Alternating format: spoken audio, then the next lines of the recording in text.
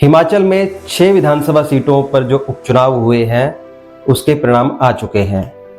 इन परिणामों का क्या असर पड़ेगा सुक्खू गवर्नमेंट पर? सुक्खू गवर्नमेंट क्या स्टेबल रहेगी या नहीं? आखिर क्या कारण है कि जनता से बेजोड़ जुड़ाव होने के बावजूद सुजानपुर से राजेंद्र राणा हार गए और सरकार की ओर से खूब जोर लगाने के बावजूद भी सुधीर शर्मा जीत गए? आखिर क्या वजह रही कि मुख्यमंत्री सुखविंदर सिंह सुक्खू अपने गृह जिला हमीरपुर की विधानसभा सीट बड़सर हार गए और लोकसभा चुनाव में अपने गृह क्षेत्र विधानसभा नदौन से कांग्रेस प्रत्याशी रायजादा को लीड नहीं दिला पाए? आइए समझते हैं उपचुनाव के बाद बने सियासी समीकरणों को। सबसे पहले बात करते हैं सुखविंदर सिंह सुक्खू की गवर्नमेंट की स्टेबिलिटी की।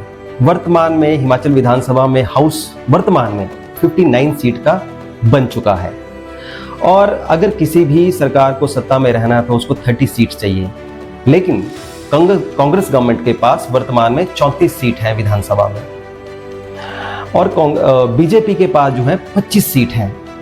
हाल ही में जो उपचुनाव हुए हैं उसमें 4 सीटें जो है वो कांग्रेस ने जीती हैं और 2 सीटें भाजपा ने जीती हैं।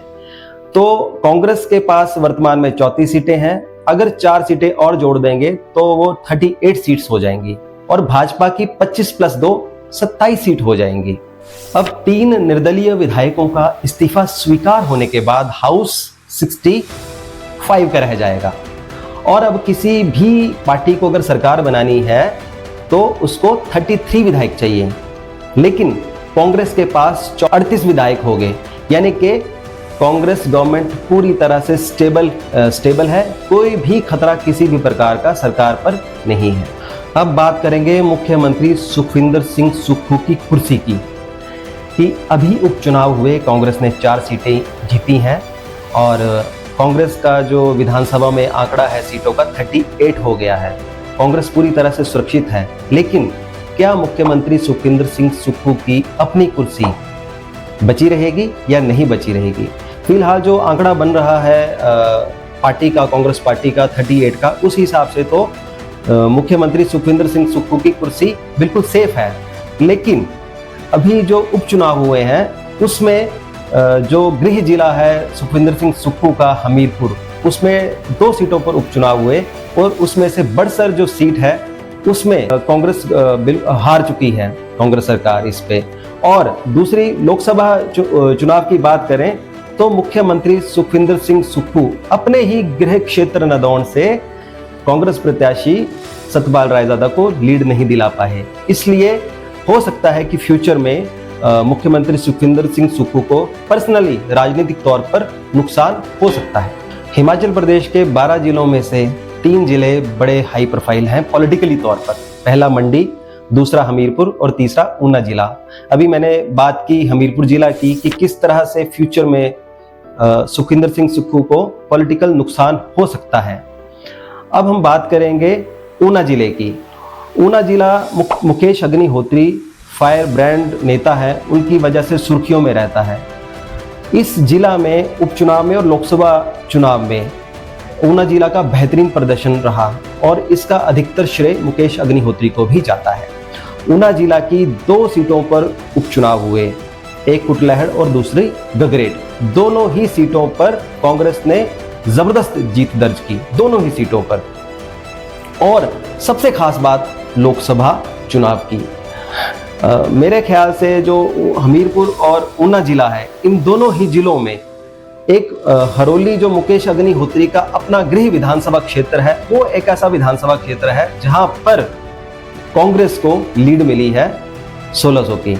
सबसे बड़ा सवाल ये है इस उपचुनाव में कि भाजपा के प्रत्याशी राजेंद्र राणा चुनाव हार कैसे गए। ये वो राजेंद्र राणा है जो 2012 से लगातार चुनाव जीत रहे हैं।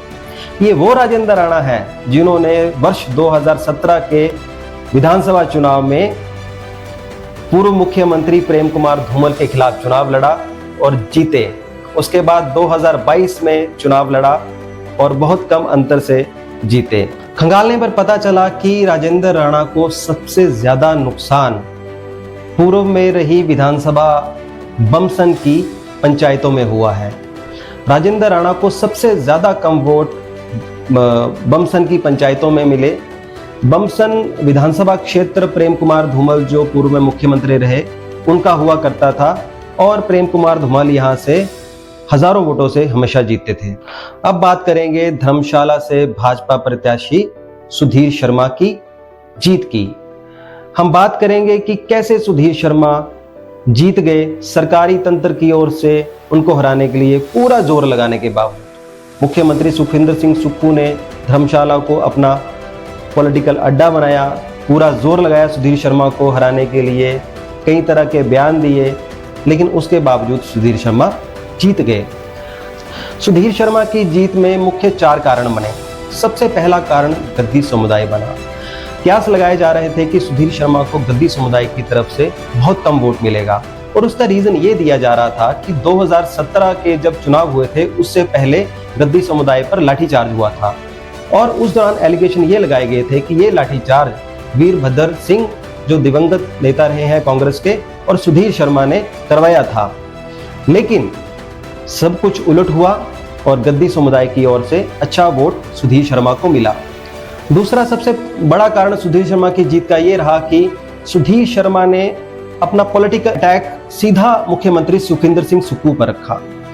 मुख्यमंत्री सुखविंदर सिंह सुक्खू ने सुधीर शर्मा पर करप्शन के चार्जेस लगाए। उन्होंने आरोप लगाया कि उन्होंने सबसे बड़ी अटैची ली है भाजपा में शामिल होने के लिए, लेकिन सुधीर शर्मा ने भी बराबर के बराबर आरोप मुख्यमंत्री सुखविंदर सिंह सुक्खू पर लगाए। उन्होंने मुख्यमंत्री सुखविंदर सिंह सुक्खू पर आरोप लगाया कि माइनिंग का आरोप लगाया और इसके अलावा कई उन्होंने आरोप लगाए।